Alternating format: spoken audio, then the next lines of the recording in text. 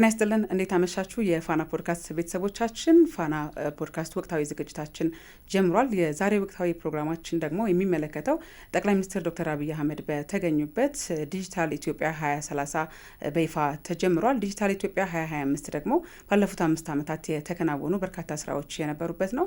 እነዚህን ጉዳዮች የተመለከቱ ሀሳቦችን ይዘን እዚህ ስቱዲዮ ቅድስት ዘውዱ፣ ቴዎድሮስ ሳህልና ሄኖክ በቀለ በአብሮነት ከእናንተ ጋር ቆይታ እናደርጋለን። እናንተም አብራችሁን ስለምትሆኑ እናመሰግናለን።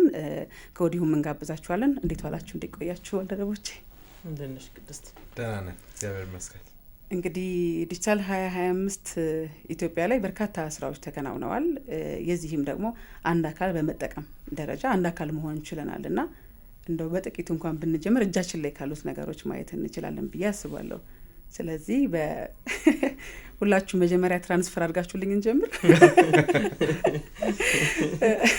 ያው በአብዛኛው የዲጂታሉን ወይም ዲጂታል ኢትዮጵያ ላይ በብዛት ከተሰሩ ስራዎች የፋይናንሻል የሆኑ ነገሮች ወይም የገንዘብ ዝውውሮችን ዲጂታላይዝ ማድረግ ነውና ለዛ ነው እሱኛውን ቀድሜ ያነሳሁት። ስለዚህ እስቲ እጃችን ላይ ካሉት ነገሮች እንጀምር። እኔ ለምሳሌ አሁን ትራንስፖርት ላይም ብቻ ካልሆነ በቀር ካሽ ልጠቀም ወይም ጥሬ ገንዘብ ልጠቀም የምችልበት ምንም አጋጣሚ የለም። እነዚህም ብቻ አይደሉም፣ በርካታ ነገሮችን አሁን ዲጂታላይዝ ማድረግ ችለናልና ከግል ህይወታችን ካለው ትስስር መጀመር እንችላለን።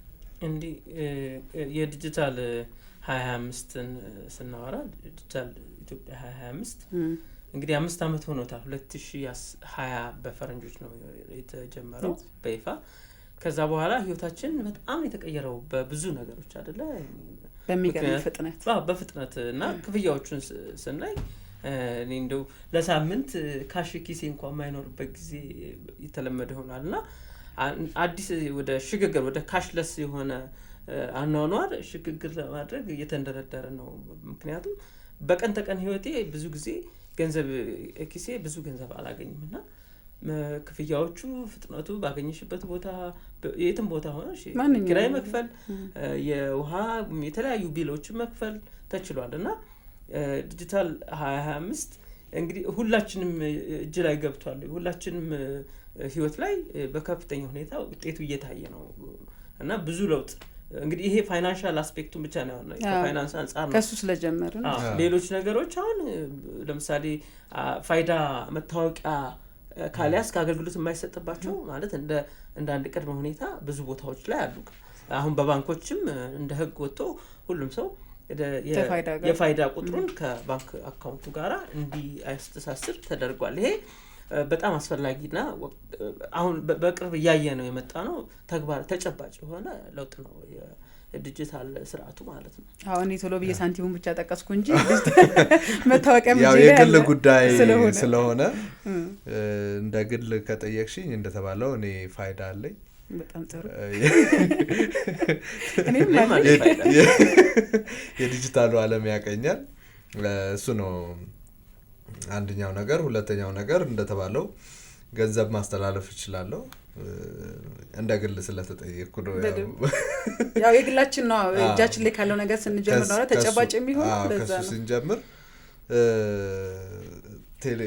በቴሌብር አማራጮች በሌሎችም አማራጮች መበደር ተችሏል። አሁን በጣም ሲያስቸግረኝ ወይ ኢንተርኔት በጣም ሲቸገር ተበድሬ ክፍያውን ቶሎ ከፍዬ ከዛ በኋላ ደግሞ ሌሎች ገንዘቡ ሲስተሙ ሲሰራልኝ ደግሞ ከንግድ ባንክ ወደ ቴሌብር ያስተላልፌ እዳይን ከፍላለሁ። እንደዚህ አይነት ትራንዛክሽኖችን መበደር ችለናል ማለት ነው እና ሌሎችም አገልግሎቶች ኢንተርኔት እጠቀማለሁ። ፈጣን ኢንተርኔት ካስፈለገኝ በ4G ካስፈለገኝ በ3G እያረኩ በአማራጭ አሁን 5G መጥቷል። በአማራጭ እጠቀማለሁ ኢንተርኔት። መልእክት መለዋወጥ እችላለሁ በተለያዩ በመደበኛው የመልእክት መለዋወጫም እንደዚሁም በኢንተርኔት መልእክት መለዋወጫ መልእክት መለዋወጥ እችላለሁ። በቪዲዮ ከሰዎች ጋር ማውራት እችላለሁ። ሌላ ጋር ካሉ መደዋወል እችላለሁ። እነዚህ አገልግሎቶች ማግኘት እችላለሁ። መደዋወል ስትል ድሮ አስብ አንድ ሌላ ሀገር ያለን ሰው ለማግኘት የምናደርገውን ጥረት በእርግጥ እሱን ካስቀረ ነው ቆይተናል፣ ግን እነሱንም ስላስታወስክ ነው። በጣም ህይወቴን በጣም አቅልሎልኛል። የምፈልገውን መረጃ አገኛለሁ። አዲስ አበባ ውስጥ ማላቀው ቦታ ካለ ጉግል አድርጌ ወይ ማፕ ካርታ ላይ አለ ካርታውን ጠይቄው ቦታ ያመላክተኛል።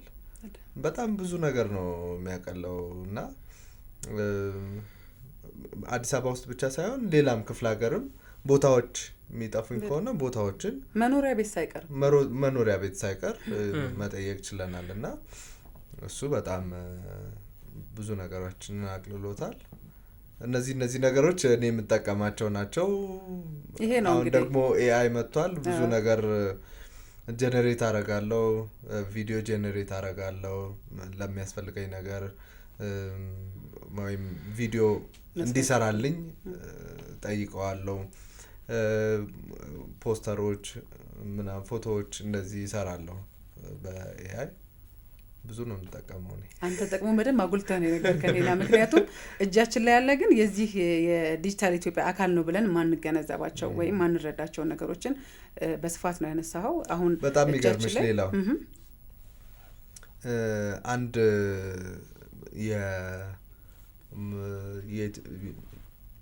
የኤምኦቲ ወይም ደግሞ የሳይንስና ቴክኖሎጂ ሚኒስቴር ያለማው እንትን አለ ምንድነው ሰው ሰራሽ አስተውሎት የሰው ሰራሽ አስተውሎት አፕሊኬሽን አለ።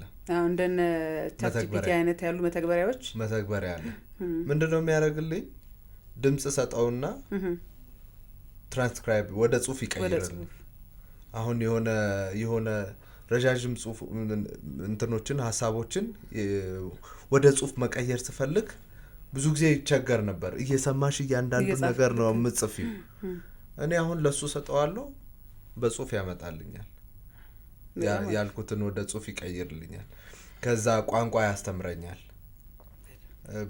አሁን አፋን ኦሮሞ፣ ሶማሌኛ የተወሰኑ ቋንቋዎች እዛ ላይ አሉ እነሱን እማራለሁ። ሶ ብዙ ስራ የሚሰራ አፕሊኬሽን አለ። እሱንም እጠቀማለሁ ልልሽ ነው።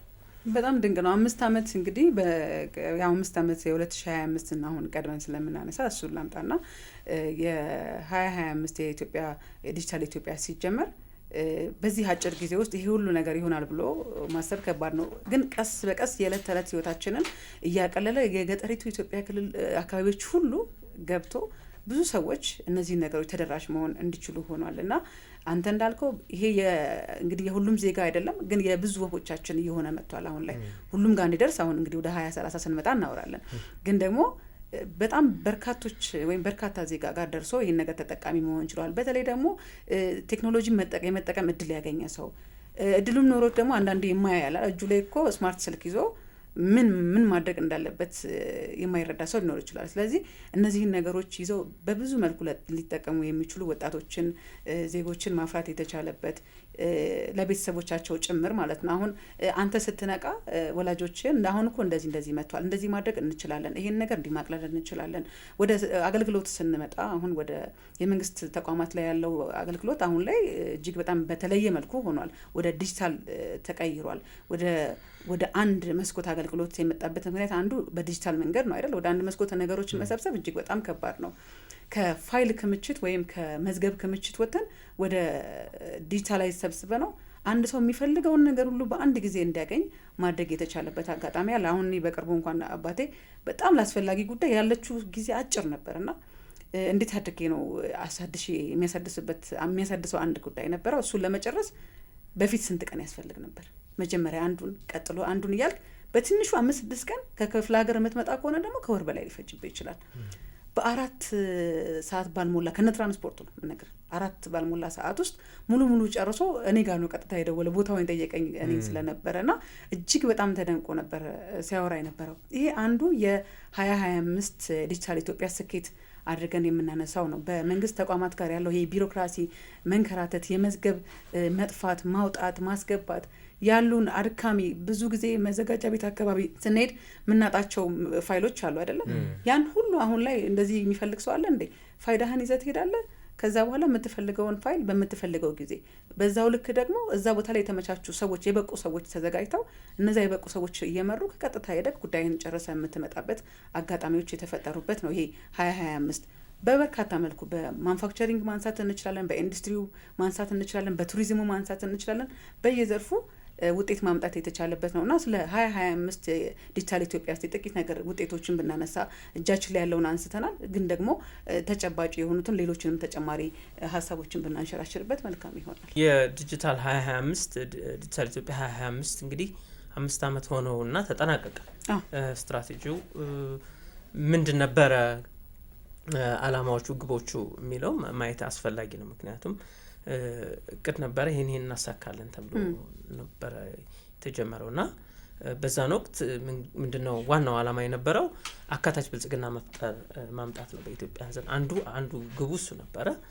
እንግዲህ አካታችነቱን ቅድም ስናወራ ሁሉም ሰው እንዲጠቀም፣ ሁሉም ሰው አክሰስ እንዲያደርግ በርካታ ስራዎች ተሰርተዋል።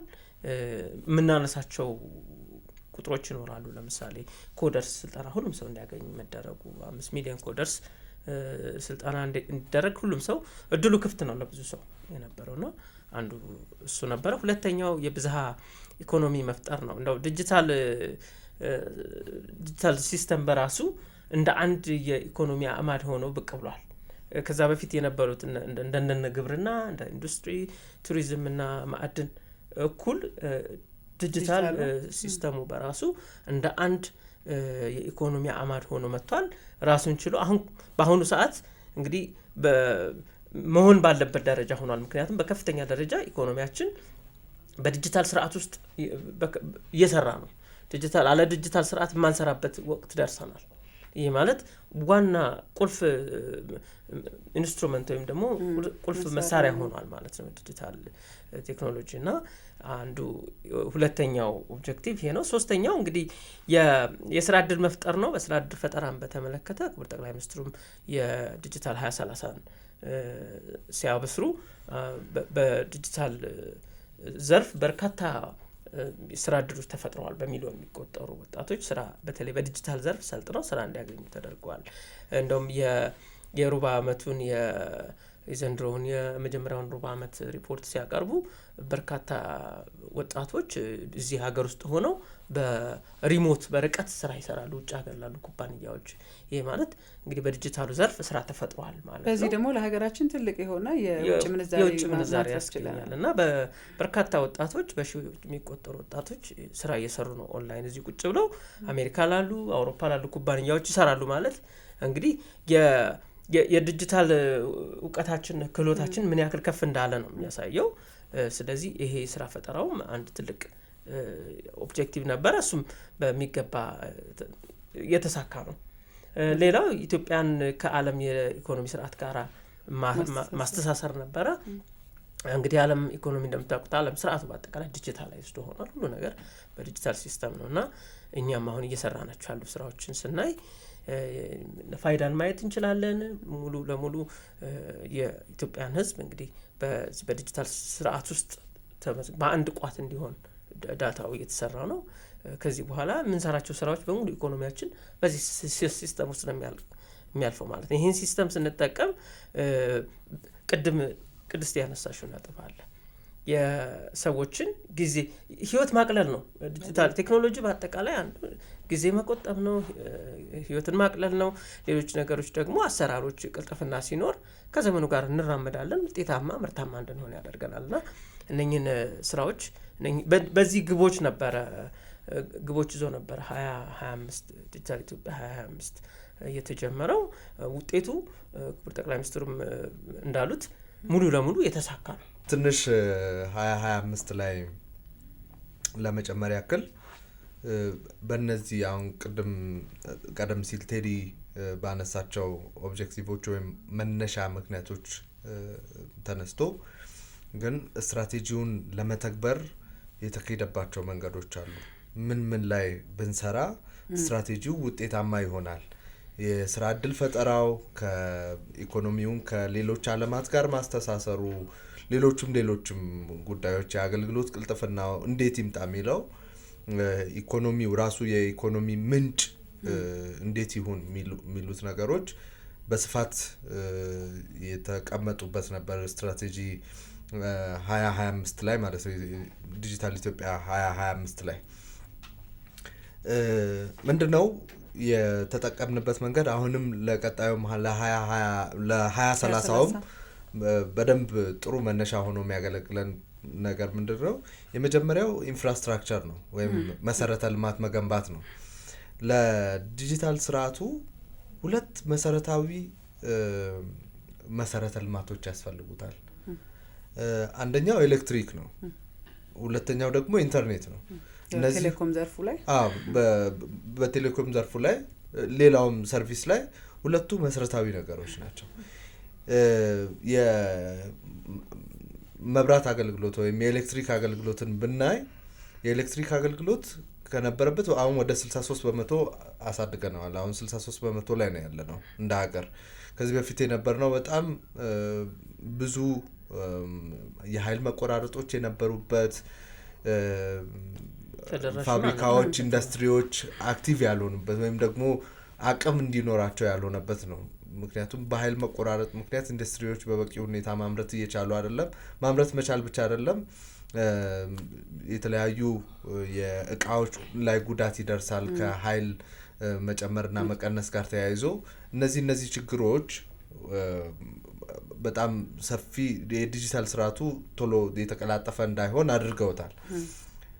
ኢንተርኔት ደግሞ ሌላኛው ነገር ነው። ኢንተርኔት አሁን እስከ 5G ድረስ ዓለም የደረሰበት የኢንተርኔት ፍጥነት ደረጃ እኛ እጅ ላይም አለ። ስለዚህ የኢንተርኔት መቀላጠፍ ምንድነው የሚሰጠን ጥቅም? ትልልቅ ዳታዎችን፣ ትልልቅ መረጃዎችን፣ የመረጃ ቋት ውስጥ ያሉ ትልልቅ መረጃዎችን በፍጥነት እንድንተነትን ያደርገናል።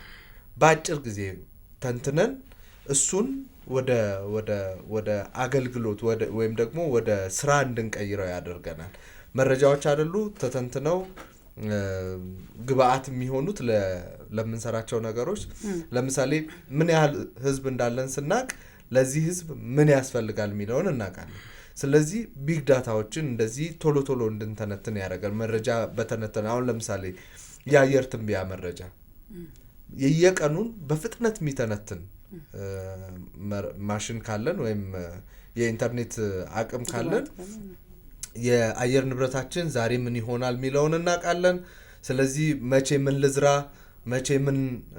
ልስራ የሚለውን እሱን እናውቃለን ማለት ነው። ስለዚህ ለሌላው የኢኮኖሚ ዘርፍ በጣም አቅም የሚሆን ነው። ስለዚህ እነዚህ ሁለቱ መሰረተ ልማቶች በጣም በስፋት ሲሰሩ ነበር ባለፉት አመታት። የኢንተርኔት ሽፋናችን ቅድም እንዳልኩት ከአጠቃላይ ሀገሪቱ 45% ደርሷል። የሪፖርቱ እንደሚያሳየው የ2025ቱ እንዲሁም የኤሌክትሪክ አቅርቦት ደግሞ 63% ደርሷል። እነዚህ አሁን ደግሞ እየተሰሩ ያሉት ስራዎች የ2030ዎቹ ሲጨመሩበት በጣም በከፍተኛ ሁኔታ ለዓለም ገበያ ለዓለም ገበያም ጭምር እነዚህን ኢንፍራስትራክቸሮች እንደ ግብአት ተጠቅመን የዓለምን ገበያ መሳብ የምንችልበት ይሆናሉ። ሌላው የሰርቪስ ሴክተሩን በጣም በከፍተኛ ሁኔታ እንዲያነቃው ሆኗል። የመንግስት አገልግሎቶች በጣም በርካታ የመንግስት አገልግሎቶች ምናልባትም ከ800 በላይ የሚሆኑ የመንግስት አገልግሎቶች ወደ ዲጂታል ስርዓት መጥተዋል። መሶብን ማየት እንችላለን። የፍርድ ቤት ቀጠሮ ማስያዣ፣ የተለያዩ የትምህርት ስርዓቱ ላይ ያሉ የፈተና ስርዓቶች፣ የጤና እንደዚሁ በርካታ የስርዓቶች ወደ ዲጂታል መጥተዋል። የግዥ ስርዓቱም በጣም በተደጋጋሚ ጥያቄ የሚነሳበት ብዙ ሀብት የሚመዘበርበት የመንግስት ሀብት የሚመዘበርበት የግዥ ስርዓት ከጨረታው ጀምሮ ወደ ዲጂታል ስርዓት መጥቷል በመንግስት መስሪያ ቤቶች። እንዲሁም ሀብት ለምሳሌ ምን ያህል ያስፈልገኛል የሚለውን የምናውቅበት ዲጂታል ስርዓት፣ የት ዋለ ምን ላይ ዋለ የሚለው ወደ ዲጂታል ስርዓት መጥቷል እና እነዚህ በርካታ የዲጂታል አማራጮች መጥተዋል። ሌላው የሰው ሀብት ማፍራት ላይ በጣም ሰፊ ስራ ተሰርቷል። ለምሳሌ ከዚህ በፊት የነበሩት የቴክኒክና ሙያ ተቋማት በአቅም ደረጃም ፕሮዲስ በሚያደርጉት የሰው ኃይል ደረጃም ስኪልፉል ቢሆንም ያን ያህል ወይም ክህሎት ያለው ቢሆንም ያን ያህል ብዙ አልነበረም እና በዚህ ልክ የበቃ አልነበረም። ተቋማትም የከፍተኛ ትምህርት ተቋማትም እንደዚሁም ደግሞ የቴክኒክና ሙያ ተቋማትም ክህሎት ያለው እውቀት ያለው ሰው ማፍራት ላይ ትኩረት አድርገው እየሰሩ ነው። አሁን ካሪኩለሙም ወይም የትምህርት ስርዓቱም ተሻሽሎ ብቁ የሆኑ ዜጎች እየፈሩ ያሉበት ብቁ የሆኑ ዜጎች እየተመረቱ ያሉበት ነው። እዚሁ ላይ ደግሞ ዲጂታል በዲጂታል 2030 አብሮ የሚቀጥል የ5 ሚሊዮን ኮደርስ እሱ ስልጠና ደግሞ አሁን አብሮ እየቀጠለ ያለ ነው እና በርካቶች ይህን ስልጠና እየወሰዱ ነው። ቢያንስ ከዲጂታል ስርዓቱ ጋር ሰዎች እንዲቀራረቡ 5 ሚሊዮን የዲጂታል ቅርበት ያለው ማህበረሰብ ተፈጠረ ማለት በጣም ብዙ ቁጥር ነው። ይሄ ቁጥር ብቻውን አይደለም የሚንቀሳቀሰው፣ አብሮ ደግሞ ከስር ላሉትም እንደዚህ እውቀቱ እየተዘዋወረ ነው የሚመጣው። ለምሳሌ አሁን ስልክ ሲመጣ ወላጆቻችን እንዴት እንደሚደወል እንዴት እንደ መልእክት መላክ እንደሚቻል ብዙ እውቀቱ ያልነበራቸው ናቸው አይደል? ከዛ ማንን ነው የሚጠይቁት የነበረው? ልጆቻቸውን። ከዛ ግን ሁሉ ጊዜ ልጆቻቸው እያሳያቸው አይኖሩም። ራሳቸው ስልክ እንዴት ማውጣት እንደሚችሉ እንዴት ሴቭ ማድረግ እንደሚችሉ የለመዱ ይመጣሉ። ስለዚህ እነዚህ አይነት ስፒል ኦቨር ኢፌክት አለው ማለት ነው። አለው እና ሌሎችም ነገሮችን ማንሳት እንችላለን በዚህ ዘርፍ በእውቀት ዘርፍ የተሰሩ እና ወደ ፋይናንሻል ዘርፉም ስንመጣ እንደዚሁ የፋይናንሻል መሰረተ ልማት በጣም ችግር የነበረበት ነው ከዲጂታል ትራንዛክሽን ጋር ተያይዞ ማለት ነው። ለምሳሌ እቃ በመግዛትና በመሸጥ ሂደት ውስጥ የግዴታ ገንዘብ ትራንስፈር ለማድረግ ወይ ገንዘብ ለማውጣት ባንክ ሄጄ ወይ ገንዘብ አውጥቼ መሆን አለበት ወይ ባንክ ሄጄ ትራንስፈር አድርጌ መሆን አለበት የሆነ ነገር መገዛው ደረሰኝ ተቀብላ ትመጣለህ። አሁን ግን እዛው ትራንዛክሽን መፈጸም እችላለሁ ወይም ግዥ መፈጸም እችላለሁ። እዛው ላይ መበደር እችላለሁ። ቅድም ስንል እንደነበረው እነዚህ 2025 ላይ በጣም ከፍተኛ ስራ የተሰራባቸው ናቸው። መረጃዎች እንደሚያሳዩት እኮ 18.5 ትሪሊየን ብር አካባቢ በየአመቱ የዲጂታል እንቅስቃሴ ይደረግበታል። ይህ በጣም ከፍተኛ ቁጥር ነው። በተለያዩ የዲጂታል መገበያያ አማራጮችም እንዲሁም ደግሞ የባንክ ስርዓቶችም በእነዚህ በጣም ከፍተኛ የሆነ የዲጂታል ገንዘብ እንቅስቃሴ ይደረጋል። ካሽለስ እየሆነ በመጣ ቁጥር ከዚህ በፊትም ስናወራ እንደነበረው ገንዘብ በእጅ መያዝ በጥሬ ገንዘብ መያዝ እያቆመ በመጣ ቁጥር የሀገሪቱ ገንዘብ የት እንዳለ ማጋ ምን እንዳለ ከየት ወዴት እየተንቀሳቀሰ እንደሆነ የንግድ ስርዓቱ ጤናማ እንዲሆን እንደዚህ አይነት አስተዋጽኦዎች አሉና የዲጂታል 2025 ላይ በጣም በርካታ ምናልባትም ያልገመት ነው ያልጠበቅ ነው። ለምሳሌ በእነዚህ 5 አመታት ውስጥ ይሄን ያህል ኪሳችን ውስጥ ገንዘብ እስከማንይዝ ድረስ እንደርሳለን የሚል አይነት ግምት አልነበረኝም። እኔ ከኛ ያመለጠው ሳናውቀው ይመስለኛል። ድንገት ነው ገንዘብ ኪሴ ስገባ ለሆነ አስቸኳይ በካሽ የሚከፈልበት ቦታ ደርሼ በእርግጥ አሁን እኛ አካባቢ ነው እንጂ ለምሳሌ አንዳንድ ክልሎች ላይ እንደውም ስትሄጂ ወደ ሶማሌ ክልል ምናምን ወደ ምስራቅ እግር ጥሎሽ ሄደሽ ከሆነ ባጃጅ ተጠቅመሽ ኢብር የሚባል አለ ካሽ አይጠይቅሽም። በኢብር ላክልኝ ነው የሚልሽ። ካሽ በኢብር ላክልኝ ነው የሚልሽ እና በጣም እንደዚህ ዲጂታል ስርዓቱ በጣም እየዘመነ እየመጣ ነው። አሁን እኛ ለታክሲ ነው ብዙ ጊዜ ገንዘብ የምንፈልገው። እዚህ አሁን ባለው ሁኔታ እዚህ እንደዛ ነው። አሁን እንዳልከው ምስራቅ አካባቢ ላይ ያልከው አይነት ሲስተም አለ ወይም አካሄድ አለ። ግን አሁን ባለንበት ሁኔታ ታክሲ ላይ አይቀበሉም እዚህ። ያንንም ደግሞ እናመጣዋለን። እየተለመደ ነው። አላስኩም በቴሌብር ምናምን እየተባለ ነው። አሁን ለምንድን ነው እነሱም የተራ የሚከፍሉት በቴሌብር ነው።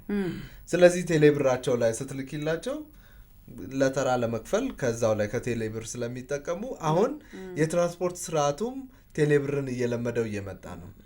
ስለዚህ አሁን እነዚህ ነገሮች እየተጠናከሩ በመጡ ቁጥር ይሄ የዲጂታል 2030 ደግሞ እቅድ ሙሉ በሙሉ የማይሳካበት ምክንያት የለም።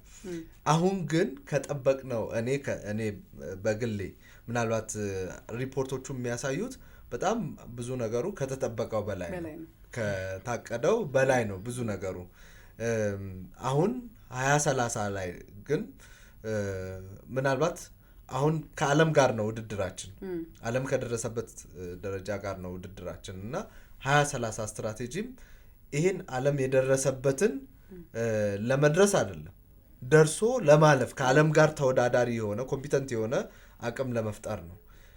በዲጂታል መንገድ ስለሆነ የምትወዳደሪው የሳይበር ስርዓቱ በጣም ዘምኗል። የሚያጠቃሽም የሚከላከልሽም አካል በጣም ዘመናዊ የሆነ ነው።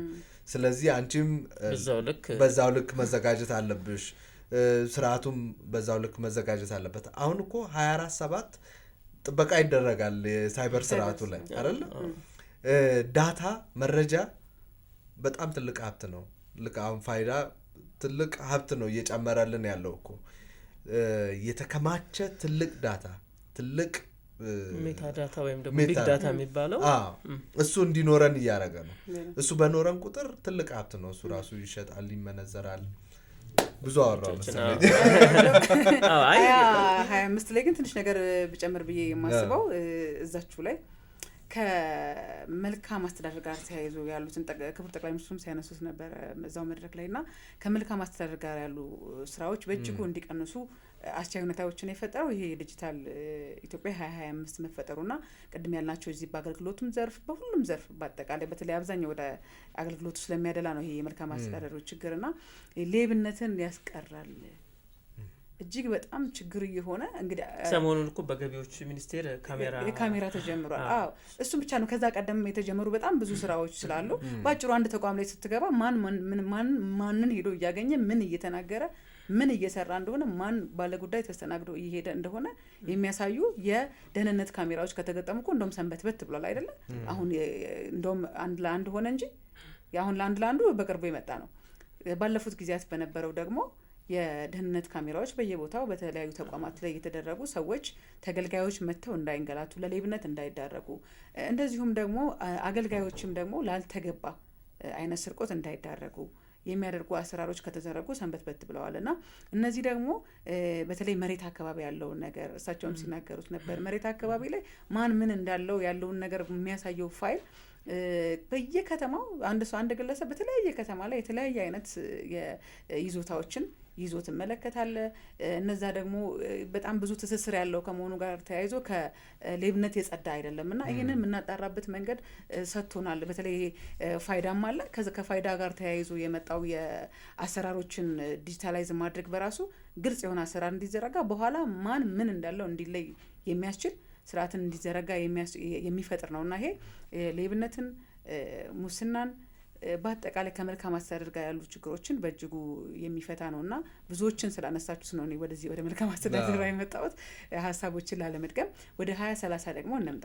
ከዛ በፊት ግን አንድ ሀሳብ እዚህ ላይ የዲጂታል ኢትዮጵያ 2025 ሰክሰስ ወይም ደግሞ ስኬት ከሚጠበቀው በላይ ተሳክቷል የሚያስብለው ክቡር ጠቅላይ ሚኒስትሩ እንዳሉት ከአፍሪካ አገሮች ጥያቄዎች እየቀረቡ ነው። ለምሳሌ ከካሜሮን፣ ከዛምቢያ ይህንን የኢትዮጵያን ዲጂታል ልምዶች እየተፈለጉ ነው፣ ጥያቄ ቀርቦልናል ብለዋል። ይህ ማለት እንግዲህ እኛ ሀገር የተሰራው ስራ ውጤቱ በ5 ዓመት ታይቶ ሌሎች ሀገሮችም እንዲፈልጉት ስራ ላይ ለማዋል ፍላጎት ማሳየታቸው ይሄ አንዱ የስኬታችን ማሳያ ነው። ተፈላጊ ሆኗል፣ ውጤታማ ሆኗል ማለት ነው። ስለዚህ ይህን ፍጥነት ከያዝን ቅድም ይሄና ጀምሮታል። በዚህ ፍጥነት ከሄድን ከታሰበለት በላይ የማንሄድበት ምንም ምክንያት የለውም። አንደኛ ይሄ መሳካቱ አንዳንድ ጊዜ የተለያዩ ስትራቴጂዎች ይነደፉና ያ ስትራቴጂ ብዙ ጊዜ መደርደሪያ ላይ ይቀራል ወይም ደግሞ የአንድ ሳምንት መድረክ አጀንዳ ይሆንና የሚቀር ነገር ነበር። የ2025 ዲጂታል ኢትዮጵያ ስትራቴጂ ግን በፍጥነት ነው መሬት ላይ የወረደው። ከመሰረተ ልማት ግንባታ ጀምሮ በፍጥነት ወደ ስራ መገባቱን የቴሌኮም ዘርፉ ላይ በነገራችን ላይ ለውጭ ክፍት የተደረገበትም አንዱ ምክንያት ይህንን እንድናሳካበት መሰለኝ አይደል? ሳፋሪኮም ወደ ኢትዮጵያ የገባበት መንገድ አንዱ ይህን እነዚህን አይነት ስራዎችን እንድናሳካ እንድናሳልጥ ነው። ቴሌኮም ነው ትልቁን ስራ ነው የሚሰራውና እንደነ ዘመን ገበያ እንደነ ቴሌብር አሊባባን ነው የምናውቀው በፊት አይደለ? ሌሎች እንደዚህ የግብይት አማራጮችን ሁሉ አስፍቶ አሁን ደግሞ ዘመን ገበያ መጥቷል። ሰዎች ባጭሩ ብዙ ነገሮችን ማድረግ እንዲችሉ የሚያስችል ወደ መሬት የወረደ ስራ በመሰራቱ ነው። ስለዚህ አሁን እነዚህ መሰረተ ልማቶች በ2025 መነሻ ሳይሆን ስራ ነው ተሰርቶ ያለፈው እና ይህን ስራ ከመሰረት ያለፈ ስራ ተሰርቷል። አሁን ደግሞ ወደ ላቀ ደረጃ የምንሻገርበትን እድል የሚሰጥ ይመስለኛል 2030። ስለዚህ በ2030 የተያዙ ትልልቅ ሀሳቦች አሉ። ከነዚህ ውስጥ አንዱ ተደራሽ ማድረግ ነው። አሁን በጣም ብዙዎች ናቸው የሞባይል አገልግሎትን የሚጠቀሙ። ከዛ ደግሞ የገንዘብ ዝውውርን በዲጂታል መንገድ የሚጠቀሙ በጣም ብዙ ስራ አሁን ያነሳናቸውን የግብይት ሂደቶች የሚጠቀሙ በጣም ብዙ ዜጎች ተፈጥረዋል። ቅድም ያልናቸው ኮደርሶችም ለዚህ ደግሞ ጠቃሚ ናቸው። ያ በዛ መልኩ ተደራሽነቱን ማምጣት እንችላለን። ስለዚህ ተደራሽ ማድረግ አንዱ የ2030 ሀሳብ ነው አይደለ? ከዛ በኋላ ደግሞ ሁሉንም አካታች ማድረግ ላይ በስፋት የተነሳም አንዱ ጉዳይ ይሄ ነው። ሁሉም ሰው ሴትም ወንድም ልጅም ሳይቀር አዋቂም ሁሉም በየእድሜው መሳተፍ የሚችልበት አካል ጉዳተኛው ሌላውም አካታች ሆኖ ሁሉም ተሳትፎ ኖሮት ይህንን ተጠቃሚ ሆኖ የ2030 ዲጂታል ኢትዮጵያን ማሳካት በሚቻልበት ልክ መስራት እንዲቻል። አንዱ ደግሞ ተአማኒነት ነው። ብዙ ጊዜ ሰዎች ስልክ ስንይዝ የመጀመሪያ ስጋታችን የሚሆነው እንዲህ ቢሆንብኝስ ባይደርስስ። ለምሳሌ በጣም ግብይት ላይ የሚገጥመኝ አንዱ ነገር አሁን ደስ የሚለው ጎመንም ስትገዛ 30-20 ብር ትራንስፈር ነው የምታደርገው። ይሄ ትልቅ የሚበረታታ ነገር ነው። ግን ደግሞ እንደ ሰዎቹ ዝግጅት ያን 30 ብር በቃ ላኪው እቀበላለሁ፣ ይደርሰኛል ወይም ደርሶኛል። አንድ በመተማመን ላይ ትገነባለህ። ከታች ከዜጎች ጋር ስመጣ ነው በዛ መተማመን ትፈጥርና ገንዘብ ትልካለህ። ያው ሜሴጆች ይመጣሉ፣ ትተማመናለህ። ተቋማት ጋርም እንደዛ። ከዛ ባሻገር ደግሞ ትልልቅ ሂደቶች ይኖራሉ። የገንዘብ ዝውውሮች ሊሆኑ ይችላሉ። ሌሎች የዳታ ጉዳዮችን አንስቷል። እነዚህ ነገሮች መተማመንን መገንባት አለባቸው። ወደ ተቋማት ስትመጣ በተለይ ተቋማትና ዜጎች ጋር፣ ባንኮችና ዜጎች ጋር፣ ተጠቃሚው ጋር መተማመን ካልገነባ ሰዎች ገንዘብና የተለያዩ እንቅስቃሴዎችን ሲያደርጉ በዚህ በዲጂታል መንገድ ሲጠቀሙ ስጋት ሊገባቸው ስለማይገባ መተማመንን መፍጠር አንዱ የ2030 ስራ እንደሚሆን ሲነሳ ነበርና እዚህ ላይ በስፋት ልናነሳ እንችላለን። በተለይ መተማመንን ደግሞ የሰዎችንን ንቃታችንን አሁን አብረን ካልሄድን ወደ ኋላ ነው የምንቀረው እንጂ ሌሎች ሰዎች መሄዳቸው አይቀርም። የነቁት ይሄዳሉ። ደግሞ ወደዚህ ላይ ብዙም ፍላጎት የሌለው ያላሳየ ወደ ኋላ እየቀረ ግን ሳይወድ በግዱ አብሮ ለመጓዝ የሚተጋበትን አማራጭ እየዘረጋን እንመጣለን እና እነዚህ ሶስቱ ሀሳቦች ላይ ደግሞ እስቲ ጥቂት ነገር እንበል።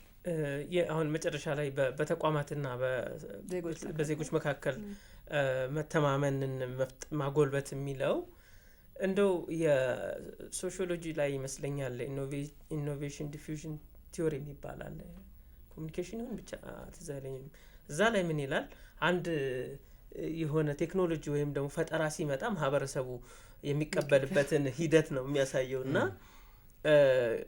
ብዙ ጊዜ እኛ ከድሮ ጀምሮ በታሪክም ስንሰማ ኢትዮጵያ ውስጥ መኪና ሲመጣ፣ ስልክ ሲመጣ፣ ውሃ በቧንቧ ሲሄድ እነዚህ የመሳሰሉት ነገሮች ማህበረሰቡ ለመቀበል ተቸግሮ ነበር። እኛ በባህሉም በሃይማኖቱም ከሌላ ነገር ጋር የማያያዝ ነገር ነበር እና አዳዲስ ነገሮች ሲመጡ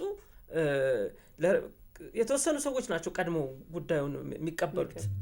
እርሊ አዳፕተር ይባላል። በቅርብ ቶሎ መጀመሪያ እንደመጣ አንድ ነገር እና ይሄ ዲጂታሉም እንደው እንደፈራ ነው ማለት አዲስ ነገር ሲመጣ ፈርተን የተውነው ነገር አይደለም። በ5 ዓመት ውስጥ ለውጥ አምጥተናል። አሁን ተቋማትና ህዝቡ ተቋማቶቹ ጋራ የሚኖረው መተማመን ወይም ደግሞ የሚኖረው ትረስት ምንድን ነው የሚለውን ነገር አገልግሎቶች ሁሉ በዚህ በዲጂታል ስርዓት ውስጥ ሲሆኑ የግዴታ የቀን ተቀን ህይወታችን ይሆናል። አሁን ልክ ገንዘብ በዲጂታል መክፈል እኛ ዳገት ሆኖብን ነበር መጀመሪያ ሲጀምር አካባቢ ቴሌብርን ለመጠቀም ዳገት ሆኖብን ነበር። እኔ ፐርሰናሊ መጀመሪያ አስታውሳለሁ የነበረብኝ። አሁን ግን የቀን ተቀን ህይወቴ ካለሱ የሚሆን አይደለም እና ይሄም የቴክኖሎጂ መሰረት ያደረገ ዲጂታል ስርዓት የሚሰጡ የመንግስት አገልግሎቶች የቀን ተቀን ህይወታችን ይሆናል። ይሄ ማለት የትረስት ጉዳይ በቃ ያለቀ ጉዳይ ይሆናል ማለት ሰዎቹ ሙሉ ለሙሉ በተቋማትን በሚሰጡት አገልግሎት ግልጽነት አለው፣ ፍጥነት አለው፣ ቅልጥፍና አለው። እነኚህ ነገሮች ሲያዩ ሰው በቀላሉ ወደፊት የመጠየቅ እንደውም ይስፋፋልን ይቅረብልን የሚል ጥያቄ እንዲበዛ ያደርጋል። ምክንያቱም ፍጥነቱ ቅድም እንዳልሽው አንድ ሳምንት የሚፈጅን ስራ በ4 ሰዓት በ2 ሰዓት ሄዶ የሚሰራ ከሆነ ሰው አገልግሎትም የትም ቦታ እንዲመጣለት ይፈልጋል። ግን አሁን እዚህኛው ላይ ከዚህኛው አልፈናል ብዬ አስባለሁ። ከዚህኛው አልፈናል ይሄ ከመጀመሪያ ላይ ካለን ፍርሃት መጠቀም ስጋት የሚለው አልፈን አሁን የመረጃ ደህንነት ላይ ደህንነቴ ይሄ ለምሳሌ ዲጂታል ወይም ፋይናንስ ስትጠቀም የኔ መረጃ ለሌላ ሰው እንደማይሰጥ ምን ማረጋገጫ ምን ሰዎች ዋስትና ይፈልጋሉ ለሚያደርጓቸው ነገሮች አይደለ? ይሄ የሳይበር ደህንነት ጉዳይ ደግሞ ትልቁ ነገር ነው። መተማመንን የሚፈጥረው የሳይበር ደህንነት ነው። ቀደም ሲል ስለ 2030 ስትጀምር ነክተዋል ይናና አንተ ጨርሰዋል ስታሉ። ስለዚህ ይሄ አሁን አልፈናል። ይሄ ከንጠቀመው አንጠቀመው ከምን በደም አልፈናል። በቃ ከዛ አልፈን ስለ ደህንነታችን ስለ መረጃችን ደህንነት ዋስትና የመፈለግ ከዛ ደግሞ ማረጋገጫ የመፈለግ ነገ ልክ አሁን ፋይዳ እኮ በቃ አንድ ነገር ያንተን ጉዳይ ስትፈልግ እኮ ሙሉ ነው የሚዘረገፍበት ሀሳብ የምትፈልገው ያንተ የሆነ ነገር የሚገኝበት እንደመሆኑ መጠን ማረጋገጫ ትፈልጋለህ። ይሄ ደግሞ ከተቋማት ጋር ትስስር ሲፈጠር ሰዎች ሊያምኑት ይገባል ነው። ያንን ማረጋገጥ ደግሞ የዚህ የ2030 አንዱ ግብ መሆን አለበት ነውም ደግሞ ያው ዲጂታል ሊትሬሲው አሁን ያለንበት ደረጃ ጥሩ ነው፣ እያደገ እየመጣ ነው። ወይም ደግሞ ዲጂታል ዘርፉን የመጠቀም እውቀታችን እየዳበረ እየመጣ ነው። ግን አሁንም ቢሆን ሙሉ በሙሉ ተዳርሷል ማለት አንችልም። ይሄን ማስፋት ያስፈልጋል። አንዱ ተደራሽነት ላይ የሚሰራው ስራ እሱ ይመስለኛል።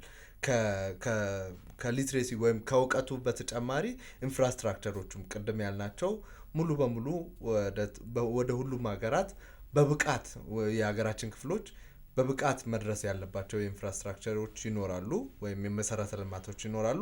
እነሱን መንግስት ለመስራት አንዱ ያቀደው በ2030 እሱ ነው። ሁሉም ጋር ተደራሽ መሆን፣ ኢንተርኔት ሁሉም ጋር ተደራሽ መሆን፣ መብራት ሁሉም ጋር ተደራሽ መሆን። ምክንያቱም ቅድም ስናወራ እንደነበረው መብራት ያስፈልጋል፣ ኢንተርኔት ያስፈልጋል። ማህበረሰቡ እንዲጠቀም የምንፈልጋቸውን ነገሮች እንዲጠቀም እነዚህ ነገሮች መሰረታዊ ናቸው። ከዛ ደግሞ እውቀት ያስፈልጋል። እውቀቱ ቅድም እንደተባለው አሁን እንደውም አንዳንድ ነገሮች ላይ እንትኑ ይሄ ዲጂታል እውቀቱ ይቀድምና ማህበረሰቡ ውስጥ ያለው የዲጂታል እውቀት ይቀድምና ይህን ነገር ፈልገዋለሁ፣ ይህን ነገር አምጡልኝ ይላል። ግን መንግስት የህግ ማዕቀፍ፣